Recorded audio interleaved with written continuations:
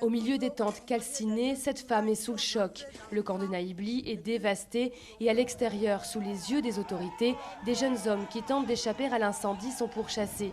Plusieurs dizaines de déplacés ont disparu ce jour-là, certains après avoir été emmenés par des militaires ivoiriens. Beaucoup de rescapés ont eu peur de parler, d'autres n'ont pas été entendus.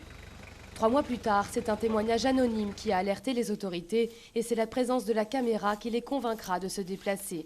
Un paysan recruté sur place creuse sous les yeux des policiers, des gendarmes et des militaires ivoiriens. L'opération est supervisée par l'ONUCI sous haute sécurité. Après avoir déblayé plus d'1 mètre de terre et une épaisse couche de branchage, soudain, l'homme perd ses moyens. Le pied, c'est le pied qui est là. Voilà. C'est les doigts là. Non, c'est confirmé, c'est un pied. Voilà. Ça, c'est un pied humain, c'est confirmé, c'est clair. Tous sont surpris et choqués par cette découverte. Oh, Seigneur. Le lieutenant Bamba prend des précautions pour la nuit. Si un grand nombre des militaires en poste au moment de l'attaque ont été mutés, les assassins pourraient ne pas être loin. Si jamais on laisse que quelqu'un vient, il peut enlever le corps, puis il n'y a aucune trace. Voilà. Le lendemain, c'est le procureur adjoint de la région qui mène l'enquête. Seules les autorités locales sont autorisées à assister aux fouilles. 3 heures plus tard, un agent municipal appelle du renfort. Bon, viens avec les bâches. Il y a déjà 6 corps qu'on a tirés dans le puits. Les cadavres sont transportés par ce tracteur, à peine emballés dans des sacs poubelles. Des familles sont déjà sur les lieux à la recherche de leurs proches. La gêne est palpable, l'entretien ne pourra pas être filmé. Le procureur aussi refuse de s'exprimer.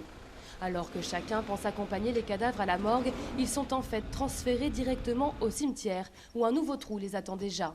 C'est grâce à l'intervention des défenseurs des droits de l'homme que l'opération sera interrompue. Il faut suspendre. Les activités. On va à la morgue avec les corps. Mais arrivé à la morgue, le directeur refuse de prendre en charge les cadavres. Non, on ne peut pas les garder. Pourquoi? Compte tenu de la décomposition. Il n'y a pas de chambre réfrigérée? C'est réfrigéré, mais c'est collectif, ce n'est pas individuel. L'odeur va rester ici, on ne peut pas garder ça. Pendant qu'on recouvre les corps de chaux, à l'extérieur, des rescapés du camp de Naïbli veulent voir les cadavres. Un homme assure que son frère, emmené par des militaires le jour de l'attaque, est parmi eux. Je reconnais son accoutrement, c'est encore sur lui.